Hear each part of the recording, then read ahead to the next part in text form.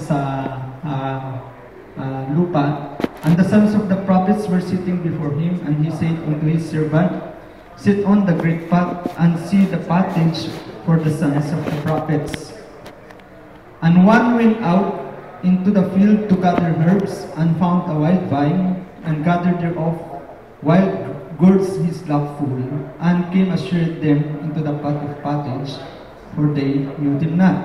So they poured out for the men to eat, and it came to pass, as they were eating of the pottage, that they cried out and said, O thou, O man of God, there is a death in the pot, and they could not eat thereof. But he said then, Bring meal, and he cast it into the pot, and he said, Pour out for the people, that they may eat, and there was no harm in the pot. So, in backgrounding mga kapatid, nakita natin doon na mayroong isang itinalagang propeta ng Diyos sa kapanahunan. At meron din namang isang tao na lumabas at namulot ng halaman na hindi kilala, at nang kinain nila yun ay hindi nila makain dahil nagkaroon ito, hindi nila kilala. So marami kasi So andito yung propeta ng Diyos, kaya lang marami pa kasing namumulat ng kung ano-anong doktrina sa labas at nais nilang i-inject sa ibang mga anak ng Diyos. Now sa Matthew chapter 34 verse 24. For there shall arise false Christ and false prophets, and shall shew great signs and wonders, insomuch that if it were possible, they shall deceive the very elect. To my own opinion mga kapatid, naniniwala kasi ako na ang elected ng Panginoon ay nasa loob ng end time message. So, kung ang mga elected bride of Christ ay nasa loob ng end time message, so walang pwedeng i-deceive si Satan doon sa mga denomination churches. So, yung kanyang i-deceive, kung pwede lang, yung mga nasa loob mismo ng end time message. Sa Acts chapter 20 verse 28, they take heed therefore unto yourselves, sabi ni Apostle Paul, and to all the flock over the which the Holy Ghost has made you overseers, to feed the church of God which he hath purchased with his own blood.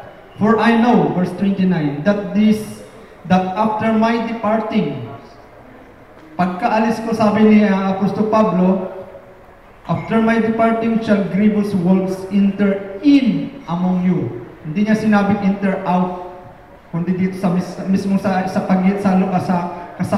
loob, kasasalamuhan niya, sabi niya, may mga lubong papasok, not sparing the flock. Now the false Christ. Kaya konti lang ito eh. So naniniwala tayo mga kapatid na sa sinabi ng Biblia na may totoong mga bulaang mga Kristo. So ang gusto ko lang malaman at na dito ay ano ba yung kanilang mensahe? Sino ba sila at nasaan sila? Gusto kong makita dito kung yung clear na sa nakikita ko kung sino itong mga ito na bulaang mga Kristo at ano yung kanilang mga mensahe na dala-dalin na. Sabi ni Brother Bulaang, anointed ones. Now, anointed one is one with a message. And the only way that the message can be brought out is by one that is anointed. And that would be a prophet anointed. So malinaw po yun. Pero sabi niya, there shall arise false anointed teachers. A prophet teaches what his message is. Anointed teachers, but anointed people with false teaching. Yun na gusto nating makita, yung kung sino ba sila na mayroong anointed false teaching. So kapag sinabi kasing anointed false teaching, ibig sabihin, dahil ma-anointing yung maling katuruan nila, marami silang mapapaniwala din. Kaya mayroon silang maidideceive din.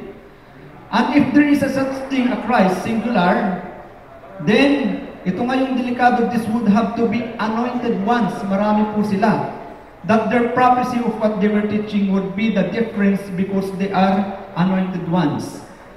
Simple lang po naman eh. Kung titingnan natin, kaya lagi ko nga tinatanong bakit kung kahit saan tayo lugar pumunta, ang nakikita nating tatak ng mga INC kahit sa ang panig ng mundo, makikita natin yung pangalan ng church nila puro INC.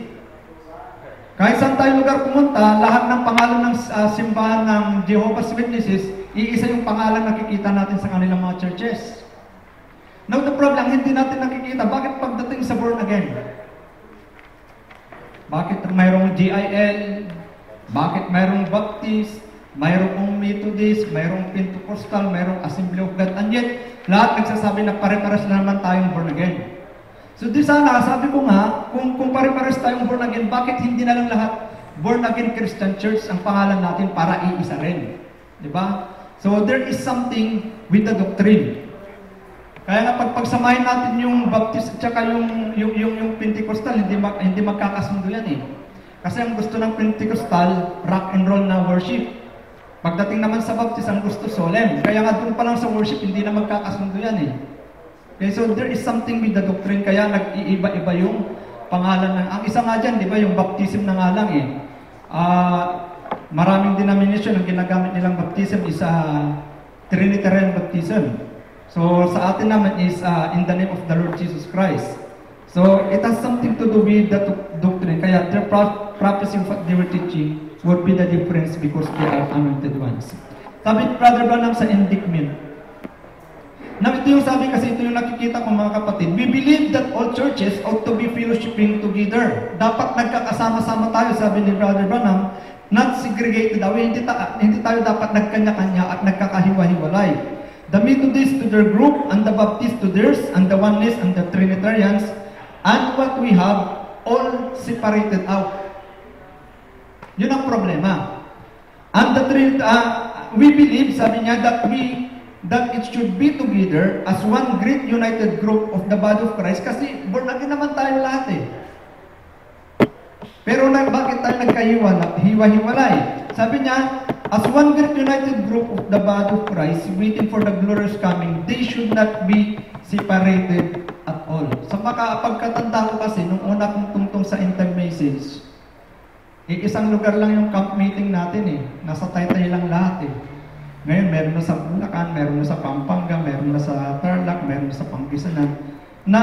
Parang napasukan lang ng, sa akin lang parang napasukan ng Laodicean spirit, yung divide and conquer. Kasi iisa naman, yung time message yung pinapaniwalaan natin, bakit hindi iisa yung, pananaw ko lang yun lang yung nakikita ko, observation. Now, sabi ni Brother Bulaang, what it separates? And what it separates it, there is bound to be some basic reason. So may dahilan. Bakit hindi dito tayo mismo sa end time, bakit mayroong mga humihiwalay tapos nagtatayo ng kanilang sariling grupo? At ang sabi ni Brother Bulaang, hindi tayo dapat na nagiging ganun yung ating mga kaugalian. And what it separates it, there is bound to be some basic reason that we are not together. So may dahilan. Sabi ni Brother Bulaang, in studying it, I realize in studying it, it's not the colors of our skin. Wala namang problema eh. Maitim tayo, maputi. Okay tayo dyan. Magkakasundin po tayo dyan. Because yellow, black, brown, and white all separate in different organization. It's not the kind of food we eat. We all eat the same food. We wear the same kind of clothes and so forth. But I see, sabi ni Brother Bulaang, we're basically each at false Christ and their message. Bakit nagkaroon? So, inaalam po natin ano ba yung mensahe at sino sila. Gusto lang natin magkaroon ng kaunting idea. I see where basically it's at is man who does off the beaten path of the teaching of the gospel. It's man. So, kaya may kinalaman po doon sa doctrine. Sabi ni Brother Bulaang, it's man putting his only own interpretation. It makes it say something different. Kaya nga, yung one Lord naging two Lords. Kasi sabi niya yan eh, yung interpretation, it makes it say something different. Dinadagdagan nila yung isang bagay na ibinigay na ng Diyos doon sa propeta at ginagawa nila na kakaiba yung kanilang doctrine. Kaya ang nakikita natin, kaya nga yung 7 seals and 7 thunders, ngayon naging 14 na. Yung one soul,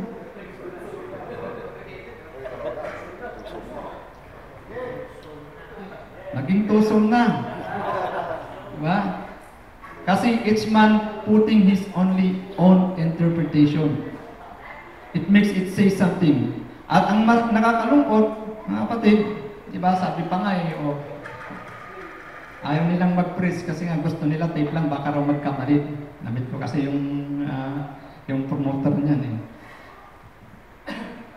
Ayun, inaangkin nila na si Joseph Branham, siya yung bagong prophet sa panahon. I heard that. Narinig ko yan sa parting north, mga kapatid, sa mga kapasturan doon.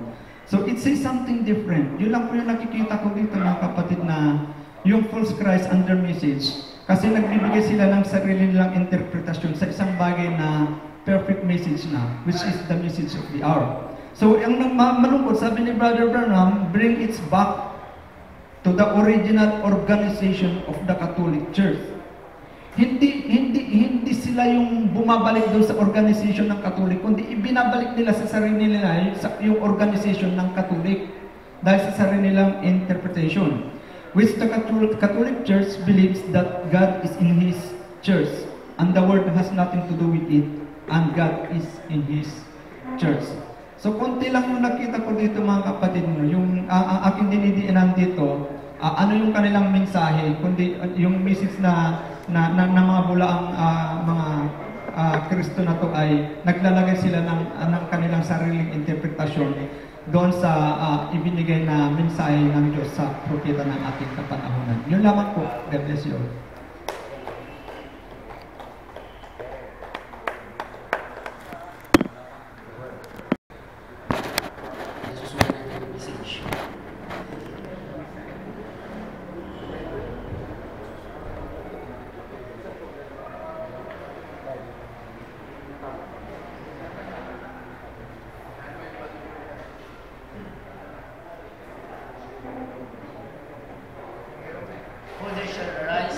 Christ and false prophet, they shall shew great signs and wonders, and so much that if it is were possible, they shall deceive the very elect. So, susundan natin ang message sa mensahe. The 10 virgins and 144,000. Now there was the virgin went out. Now there was the virgins went out.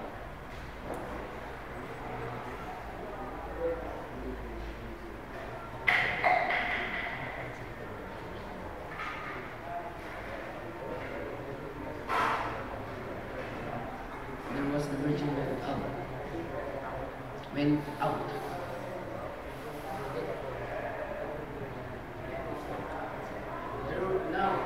Was the virgins went out to meet him, and the foolish virgins now did not have oil in their lamp, but they had everything else.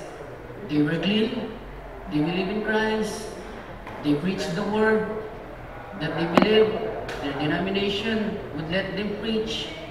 They preached that the second coming, the sacrifice, the atonement, they believe. You ever tie up with a good Baptist scholar one time?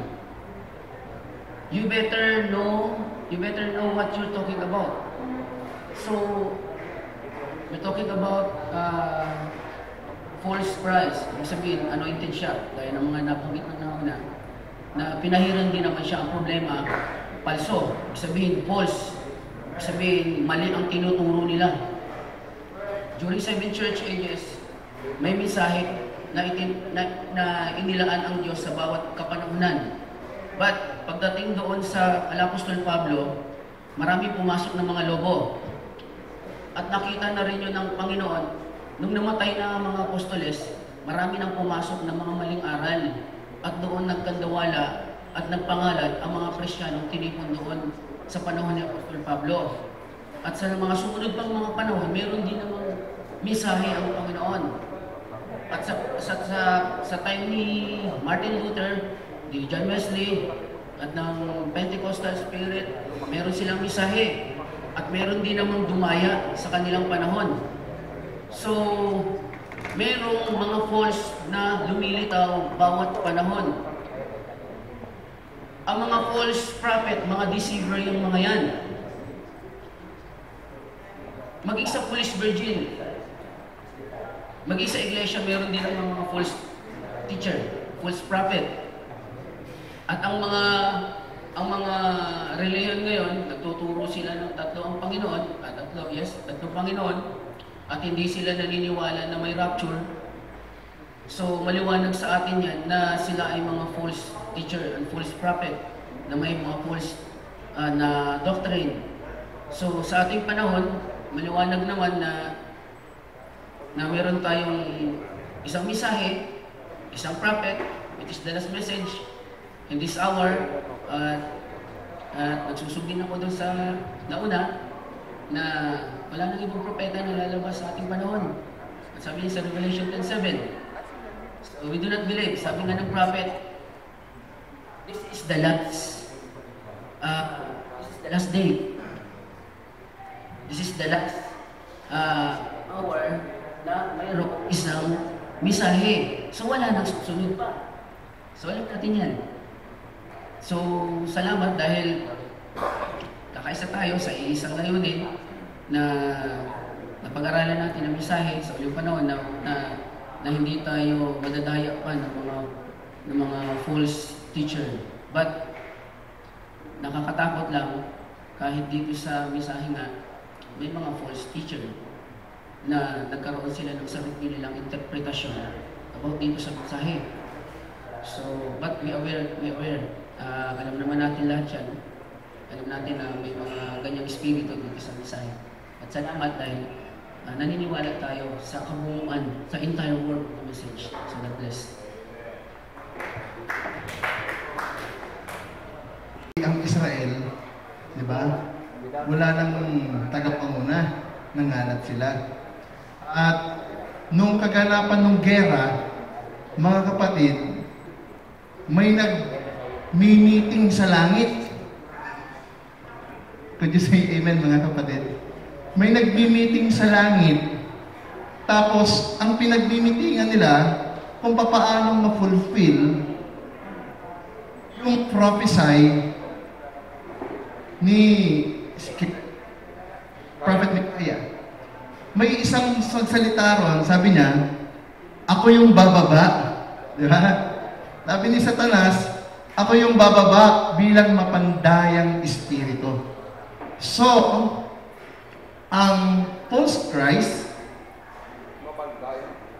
exactly, no? False word, mapandayang espiritu.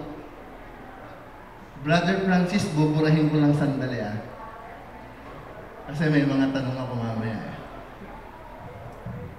Kasi subject natin, false Christ. So, ang false Christ against the word of Christ. Okay? So, yung anti-word, sabihin natin, of the hour. Right? So, pwede natin sabihin, deceiving spirit. Nagkakasundo ba tayo, mga kapatid? Paano ba spelling ng deceiving? Puro ay ba yan, Pastor? Yan. Kaya na kayo, di kasi ako nakapag-aaral Di kasi ako nakapag-aaral, kaya dyan ako mahina, no? So, pwede kong tawagin, mga kapatid, na yung false Christ ay anti-word o deceiving spirit, mga kapatid. Kasi binasa ni Pastor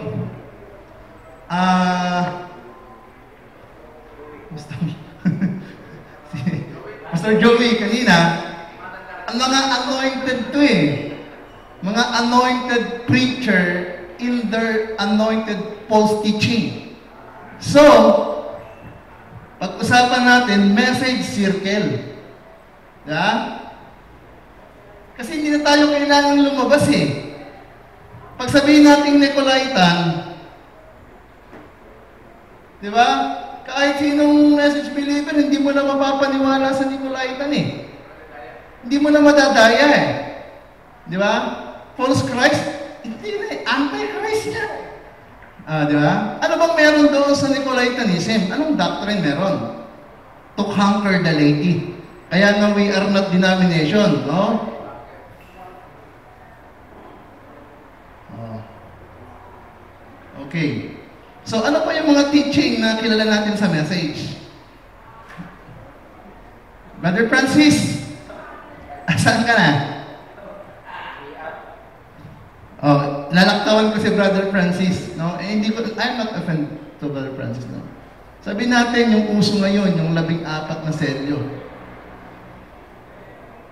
Di ba? Yung 2 souls, ayaw magpatawag na 2 souls. Di ba? Changing. Kasama rin natin. Di ba? Pwede bang 2 souls, Pastor? Pwede. Ano pa yung mga doctrines ngayon? 2 lords.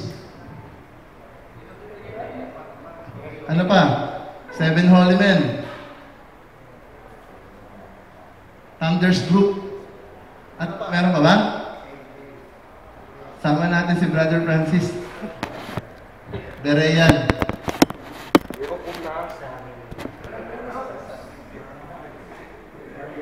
Hindi, meron pang isang group, babasahin ko kasi. Lagi natin tatandaan mga kapatid, na ang ating pangkasalukuyang mensahe, ito'y binubuo ng isang relasyon. Halimbawa, kasintahang babae, si Brother Pastor Chris, ako yung boyfriend niya. Ang ugnayan namin dalawa, matibay, alam niya yung salita ko. Oh, ano ba, sabi ni Brother June, naku, hindi ka mahal nun. Ang totoo, ito yung totoo, di ba? Maniniwala ba agad siya kay Brother June? Siyempre hindi. Ako yung kasintahan lalaki niya eh. Kaya kahit anong dumating na salita sa kanya, di ba? Hindi niya paniniwalaan yun. Kasi may word ako eh. Kaya ang bride, mag-quote ako isang scripture. Revelation 21, verse 17. 22, verse 17. And the Spirit and the bride say, come. And let him that heareth say, come. And let him that is anti-atheist come. And whosoever will, let him take the water of life freely. Anong teaching ng 14 seal? Di ba? Favorite nila yung breaking of the seal. Which is good, kaya lang sumobre. Di ba? Over seals. Di ba? Okay mga kapatid? Okay, sabi nila, walang 2 souls. Changing. Ha? Changing. Di ba mga doctrines yan? Pwede ba natin sabihin na wala basta message circle yan? Kaya nga nagkakaroon ng mga function divisions eh. 2 lords. Ayaw nila magpatawag ng 2 lords. Pero merong father and iba yung king, king of peace at saka prince of peace. Iba yung lords at saka yung lord. Ha? Oh, hindi ko alam kung anong itatawag natin dito eh. Ha? Overlord, mga kapatid. Okay. 7 holy man. They still, no? Naghihintay pa rin sila ng mga tao, di ba? Si Brother Francis, ano naman yung kanya? Collecting revelation, Brother Francis, tama? Ang Batayan, which is collective revelation. Could you say amen or not? Tama o hindi? Back to the word. Hindi, kasi narinig kong lagi sa yun, dapat maging collective tayo, maging open-minded tayo. Hindi lang dapat tayo nakikipagsaliksikan sa iba, pati yung mga miyembro natin. Minsan, si Brother Manny dito, nung host sila Brother Francis, naawa ako dun sa matanda. Kasi yung mga sister, pinagtulong-tulungan nila si Brother Manny. Sabi ko, sis, awat muna. Anong nangyari? Ano bang pag-uusapan nyo? Hindi kasi nagtatanungan kasi kami, kasi kung ano yung ganito, ganyan-ganyan. Eh, yung matanda, hindi na nga naririnig yung iba, sagot na lang ng sagot eh. Sino bang pastor nyo? Si Pastor Francis. Sabi ko, si Pastor Francis na lang ang tanungin nyo, huwag na si Brother Manny. So when you say, Brad, ito ba yung sinasabi natin, yung collective revelation, yun ba yung Batayan? Yung maging bukas tayo sa lahat. Hindi. Narinig ko kasi sa'yo. Sabihin ko, oo. Diba? Collective. Okay. So, hindi kasi ang pinag-uusapan natin, mga kapatid, false Christ, hindi anti-Christ eh. Yes, the same mga kapatid, pero may difference yan. Pag sinabing false Christ, false teaching. Kung pupunta pa tayo sa denomination, mga kapatid, malayo na eh. Sa message circle na lang. Di ba? So ngayon, pag sinabi ng Nicolaitan, wag na yan. 14 seals, over seals. 2 souls, nagpapalit sila. Di ba? 2 lords, sumobra. Di ba? 7 thunders, hopniman. O, yung Batayan, collective revelations. Di kaya may isang relasyon? Yung bride at saka yung bridegroom.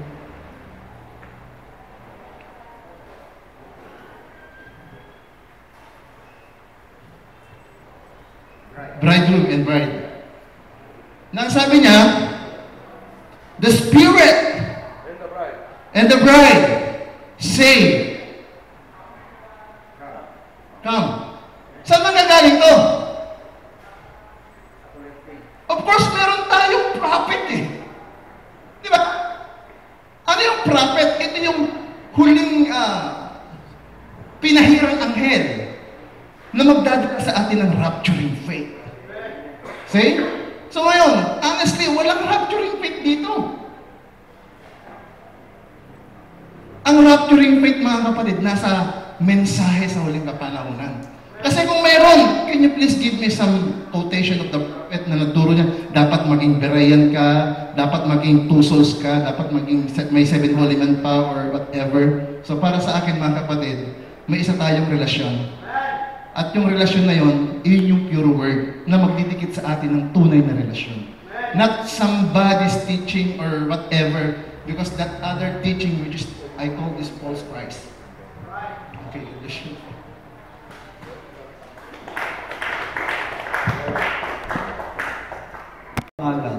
May mga spirit kasi sa likod nun. And ang sabi ng prophet, ang pangalan, yun ang nature mo. Diba? Okay. Siguro laliman natin ng konti, beyond ng pangalan. Tingnan natin yung spirit. Kasi ang Christ anointing eh. Diba? So ibig sabihin, labanan to ng mga spirits. Gusto kong i-quote yung Bible verse na binanggit kasi dito lumabas yung exact phrase na false Christ. Binuksan niya kanina. Pakibukas mo yung Matthew 24:24.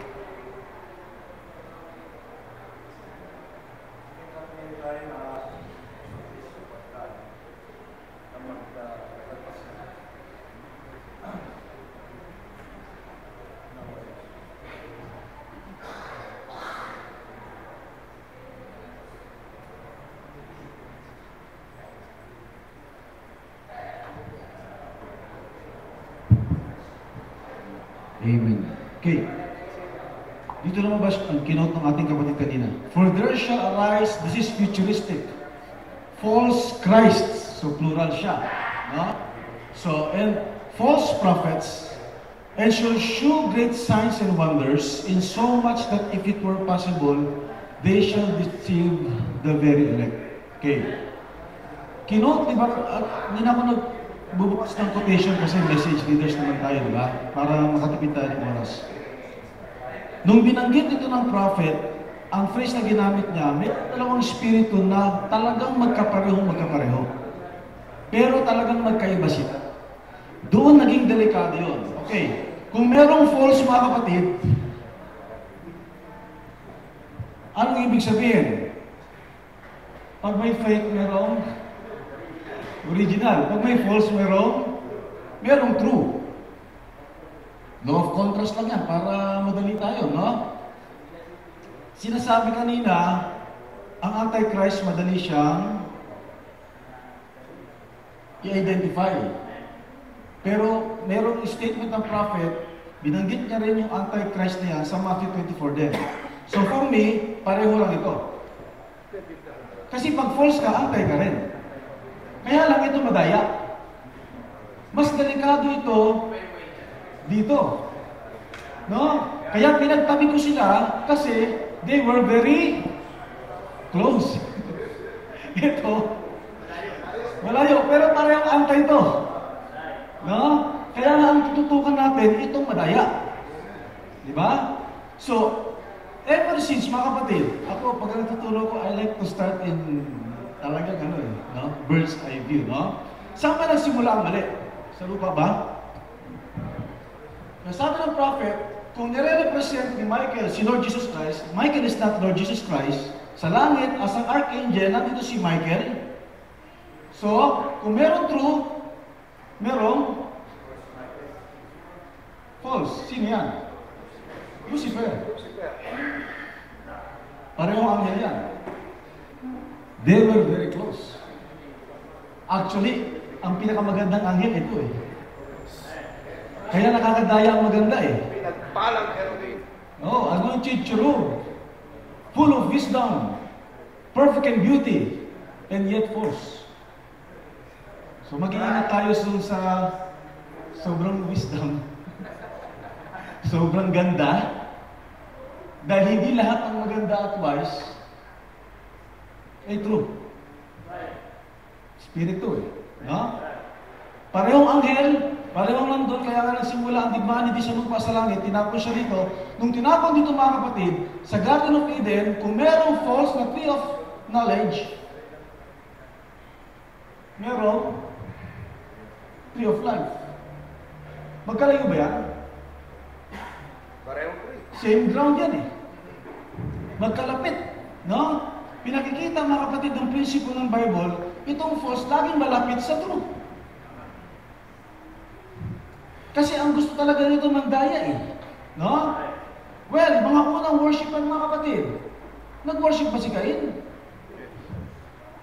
Sincere worship yan. So hindi lahat ng sincere totoo.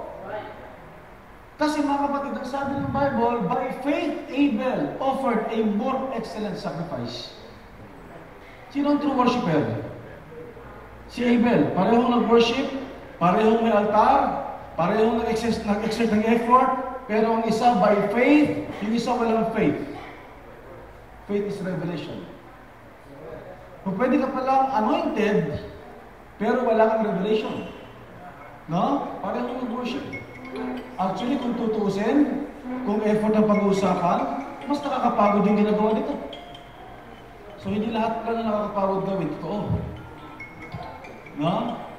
Kasi si Abel, kaya less effort siya, kasi bibig sa kanya kung ano ang parehong may altar. Well, mga kapatid, same womb. Esau, sino ang true? Jacob. Mga kapatid, hindi. Pagdating sa serpent seed eh. Pareho ang nanay, pareho ang tatay. Diba? Pero mga kapatid, magkaiba sila. No? Papabayan natin ang konti. Lumabas si Moses. Sino ang very close doon mga kapatid na propeta rin? Bulaang. Tinawag din ito ni Balaam na propeta. No? Kaya lang, si Moses is a true prophet. Si Balaam, false prophet, or gawin natin mandaraya ng konti, hireling prophet. Kaya may mga mensahero na totoo sa Diyos, may mga mensahero na close sa mga politician. Close to kay Balak. Sabi ni Balak, di ba, sumpain mo ang Israel. Alam niyo mga kapatid, propeta to eh. Kasi hindi niya masumpa-sumpa. Ang lumalabas sa kanya, blessing, kaya nagagalit sa kanya si Balak. Kasi propeta rin siya, kaya lang, hireling eh. No? So, ibababa natin mga kapatid. Sa panahon ni Noah, ang sabi ng message, ang mga evil messenger. Kasi false Christ and the message, di ba? Kung may pinadala si Noah na dove, ang sabi ng prophet, pareho ang dinapuan, meron din raven. Mensahero din yan. Kahit sa'yo pinakawalan, magbigay kayo ng mensahe sa akin kung okay na. So may mga mensahero na pag pinakawalan mo, hindi nila matiis ang dumi ng sanlibutan, babalik. Pero may mga mensahero na pwede sa malinis, pwede rin sa marumi. Nag-i-enjoy din. Pupunta sa ministers meeting, mag-i-enjoy ng trigo. Pupunta sa labas, mag-i-enjoy ng basura. Pero isang saka lang yun. Parehong ibon. Pababayin pa natin. Lumabas ang ating Panginoong Kristo Jesus. Lord Jesus Christ. Wala na akong tinta. Oh, galing naman. Sino katapat nito? Anong tribo ni Judas? Judah. Anong tribo ni Lord Jesus Christ? Judah. Pareho. Isa ang misyon, magkasama sa isang gawain. Isa ang may hawak ng word. Isang may hawak ng pera. Pareho ng sausawan. Pero yung isa, pinasukan ng fullness ng Godhead bodily. Yung isa, pinasukan ng demonyo. Close, no? Sa panahon natin, 1 John 4:6 ba? Kaya nga, it will all fall down to the Spirit. Ano mga kapatid, kung maling Spirit, lilitaw yan. Kahit walang pangalan. No? Sabi ng 1 John 4:6, we are of God. He that knoweth God heareth us. He that is not of God heareth not us. Hereby we know with the Spirit of truth. Malalaman mo yan, and the spirit of error. Kaya nga sabi ng prophet, mas gusto ko pa ang tao na mali ang doktrina, pero tama ang spirit, kaysa ang taong tama ang doktrina, pero mali ang spirit. Lalabas kasi yan, no?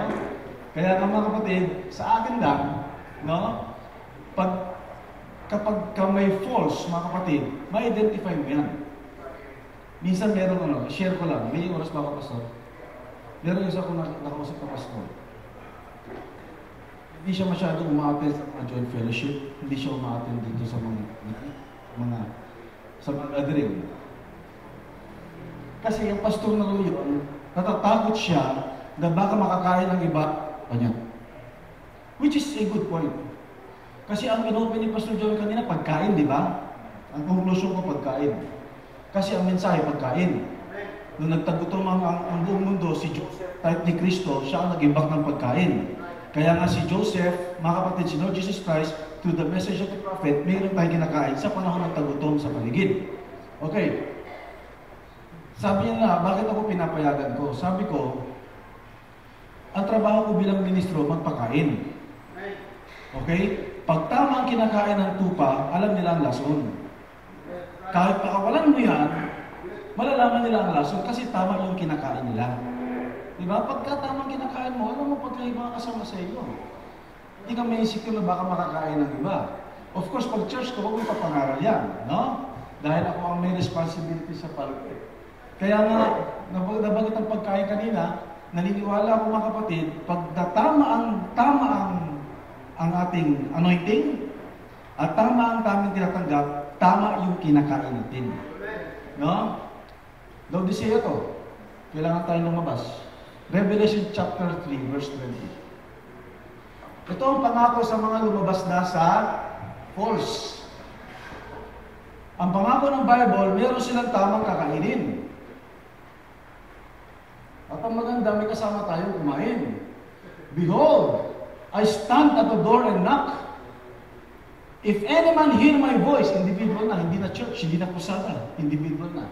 And open the door, I will come into him and sup with him. Pakiclick nga kapatid, double click yung sup. Supper. Mga kapatid, pag si Kristo ang kinakain natin, hindi tayo nagkakamali. Kapag nasa tama tayo, pinapangaral tama, ang kasama natin kumain si Kristo. Alam natin kapag hindi ito tamang pagkain. To supper, that speaks of food. Tamang kinakain natin. God bless you all.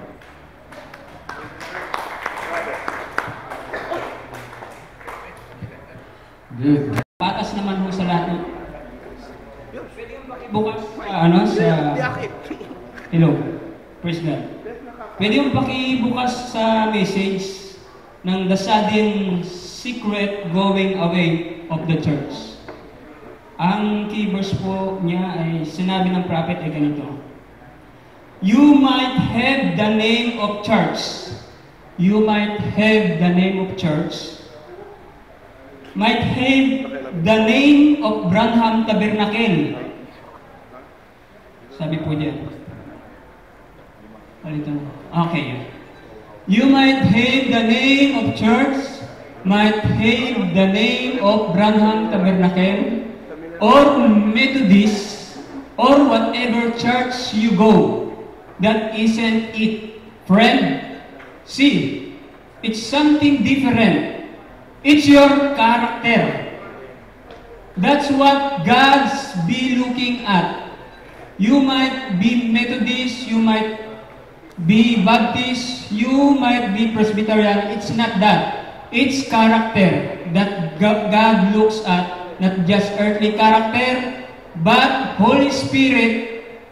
These signs shall follow them that believe. Jesus said in the 16th chapter, St. Mark. Ang nais ko pong i-drive yan, mga kapatid, pagdating po kasi sa tinatawag na false Christ o false Christ in their message, binigyan na po tayo ng guidelines ng Panginoon kung ano po yung mga batayan. Di ba? Actually, hindi nga lang po false Christ ang description ng Bible. Sabi sa Bible po, Philippians chapter 3 verse 17. Pakisilip po, kapatid. 3:17 ng Philippians. Kasi ang Antichrist or false Christ, of course, alam natin, sila ay may mensaheng dala-dala. Dahil nga lamang mga perversion, perverted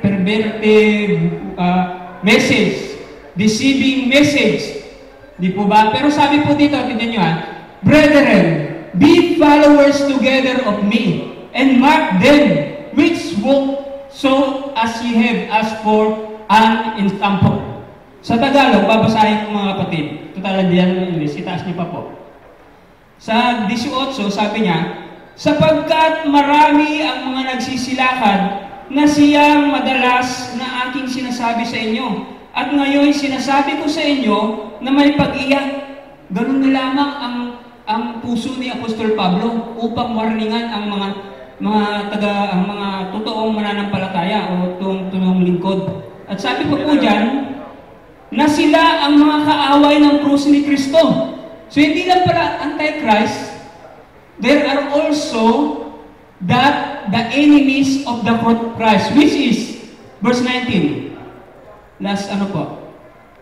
Sa Tagalog sabi, na ang kanilang kahihinatnan ay ang kapahamakan, na ang kanilang Diyos ay tiyan, at ang kanilang kapurihan ay nasa kanilang kahihiyan na nag-iisip ng mga bagay na ukol sa lupa. Napansin niyo po, mga kapatid, naniniwala po ako na andito na yung mensahe. Salamat nga po sa Panginoon dahil nabigyan niya po tayo ng mensahe na siyang yung message of the hour na bangit kanina ni Pastor Danny, at ito po, pinagtugma-tugma dyan. Ngunit ako ay naniniwala sa huling panahon na ito, sa huling message na table, mga kapatid. Dito po dapat tayo nagkakaisa, mga kapatid. Dito sa the total deliverance. Kasi lahat po tayo ay mensahero ng mensahe sa huling panahon. Ito po dapat ang ating pinagkakaisahan. Sabi po niya dyan sa total deliverance, that's the same way it is with the church. When the church is away from its principles, it can never serve the saints well. Ito yung duty po natin, mga kapatid. We've got to stay together. Got to be unified. We got to be one heart, one accord. Sabi po dyan, total deliverance yan ng brad. Or will never serve God or the people unless we're one heart and one accord. Yan po, total deliverance. Yun, okay. One heart and one accord. Okay. Or will never serve God or the people unless we're one heart and one accord. To stand by the principles of the Bible. And the things that God has said, that's right, we must always stand by them.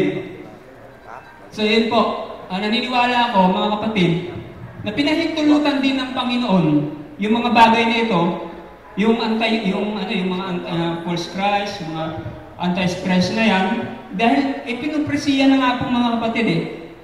Ngunit ang isa lang nakita ko dito, sinabi ni Dan sa message thread, Paul and Peter have this agreement. Tignan nyo, last message na lang to.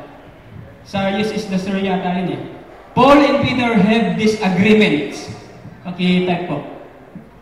Napakaganda po to. Kasi alam ko po, naniniwala ako, ang purpose ng ministerial meeting ay para, palakasin ang bawat isa, i-edify ang bawat isa, magbigay ng inspiration ang bawat isa. Amen po ba? Okay, Paul and Peter had this agreement. Sabi po, Paul and Peter had this agreement. Paul and Peter had this agreement.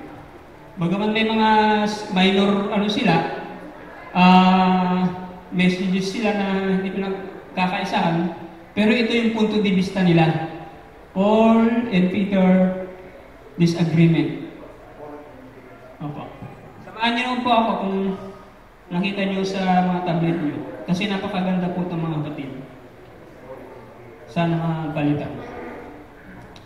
Amen. Praise God. Hallelujah.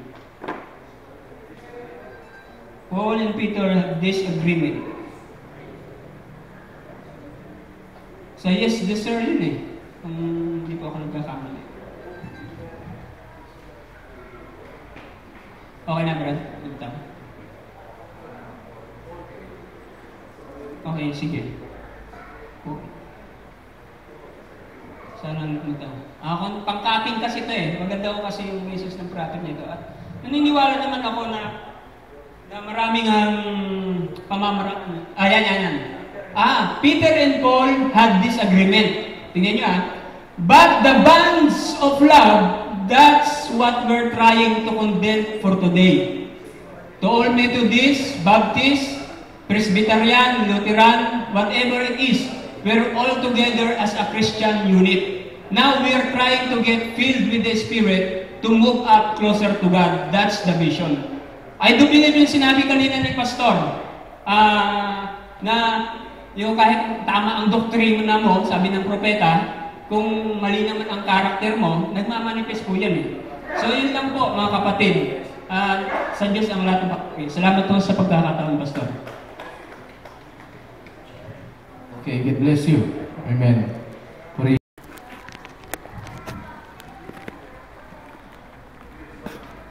Church title. Uniform church title. At anong sinasabi ng prophet dito? Okay na kaya? Banggit, naalala mo yung nabanggit mo kanina, Pastor Joey, yung mga denomination, iba yung isa yung pangalan, Baptist, hindi pala, yung born again, iba yung pangalan. Born again na lang lahat. So, born again, no? Born again na lahat. Yung question ni, regarding doon sa nabanggit mo kanina. Meron bang, ng quotation na nagsasabi na tawagin lang all message believers sa isang pangalan?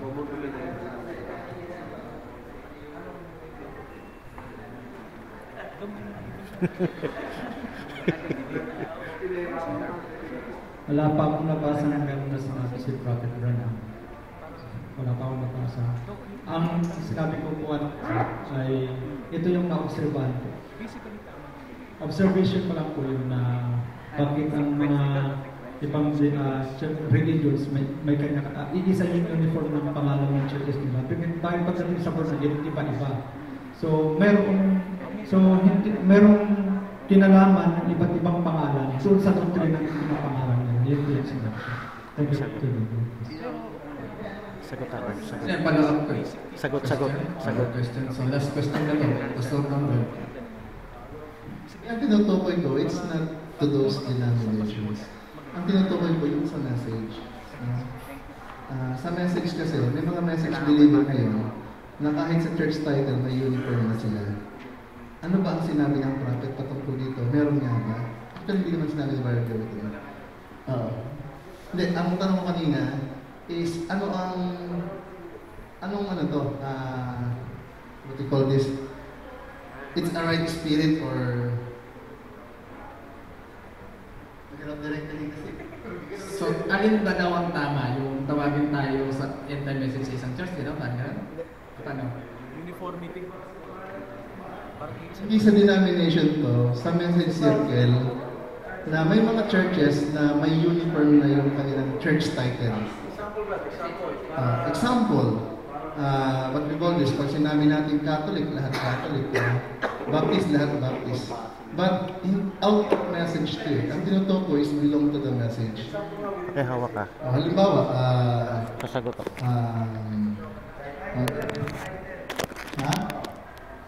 Church title, halimbawa, Bride of Christ, lahat puro Bride of Christ. Halimbawa, nagpa-affiliate ka sa church, sa sect. Lahat akong ka-fellowship mo, dapat pare-pare tayo. May sinabi ba ang prophet niya at saan ba natin pwedeng A-groups or whatever? Okay lang ba yun? Ganun or? Brother Joey pa rin. Brother Joey pa rin. Ano lang yun? Installation. Ano yan? Sagot sa tanong ng Brother Bambang? Brother Bambang, papayag ka ba na siya sumagot? Kasi hindi siya nag-present kaya tinatanong mo. Hindi siya kasama sa presento. Ano to?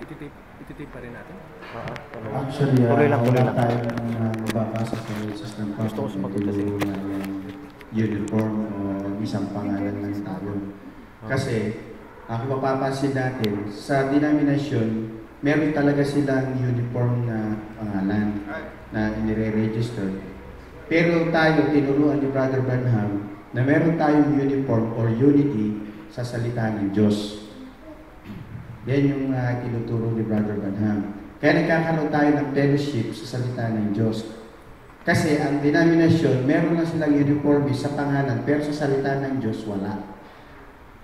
Kaya nga, maraming nagtataka sa atin na kahit saan makarating ang mga message believer at pag tinanong ng mga denominasyon, halos mensahe sinasagot natin patungkol sa mensahe. Kasi yun yung present truth na ating sinusundan sa mensahe sa ulit kapanahonan. Katulad po ng kausap namin ng mga pilot at sa Seventh-day Adventist. Bakit kayong binabanggit po sa akin? Hindi naman kayo nag-usap ni Pastor Dondo. Iisa yung sinasabi ninyo. So kasi meron tayong uniform sa Word of God. Pero never na nagturo si Brother Branham ng uniform sa title. Kasi nga, ginagamit lang ito ng denomination. Kaya wala tayong uniforme. Meron yung capstone, meron yung the evening night, meron yung end time fellowship, Bride of the Lord Jesus Christ. Pero lahat ng ito, nagkakaisa sa salita ng Diyos. At kahit tanungin ng ibang denominasyon, ang bawat nagkakaisa, isa lang sasabihin, mensahe lang sa uling kapanahonan. At ang ituturo niya si Brother Branham, wala ng ibang propeta pa. Kaya din po tayo talaga mag-i-stay talaga sa uniforme sa salita ng Diyos, hindi sa pangalan.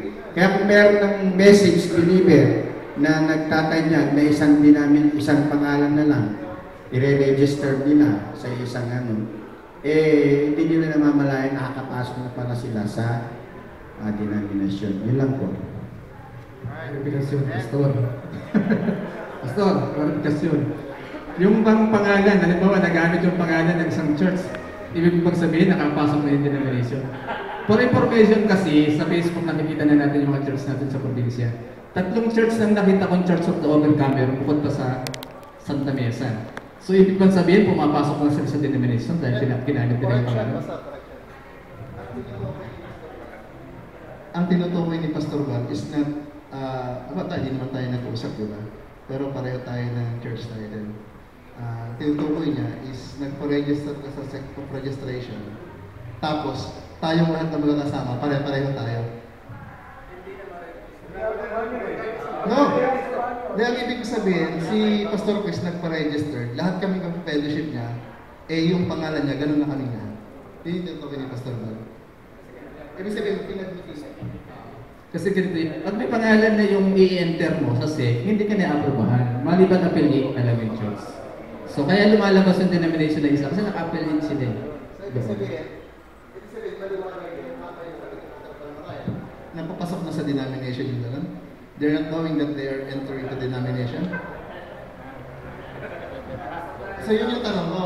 Yung ba ay isang way na they are entering to denomination?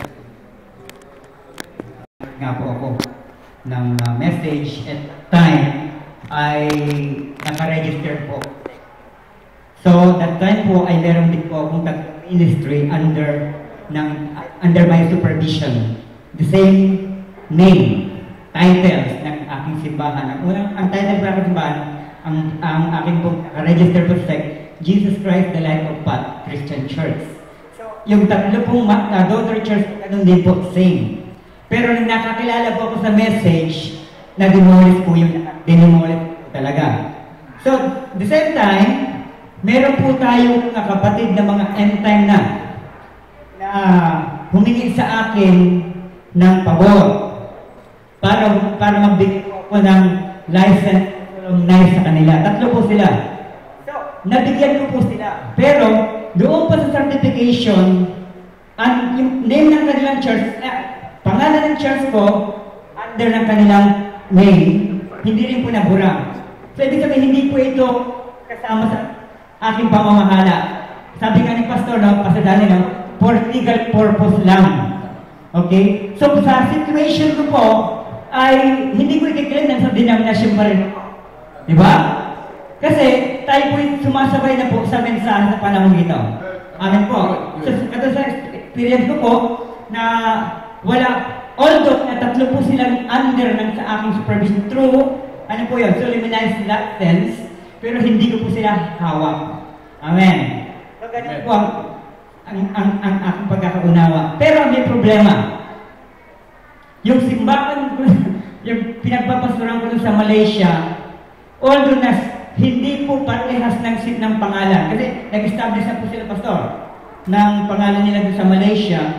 Ang problema nga lang, hinahawakan sila ngayon. Hindi ko nasasabi kung sinong mahawak.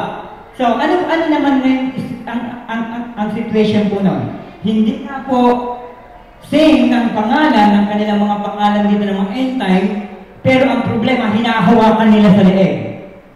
Oh, ano po yun? Hinantat ko. Okay, stop po sa ano. Question po na yan. Ano po sa palagay ko?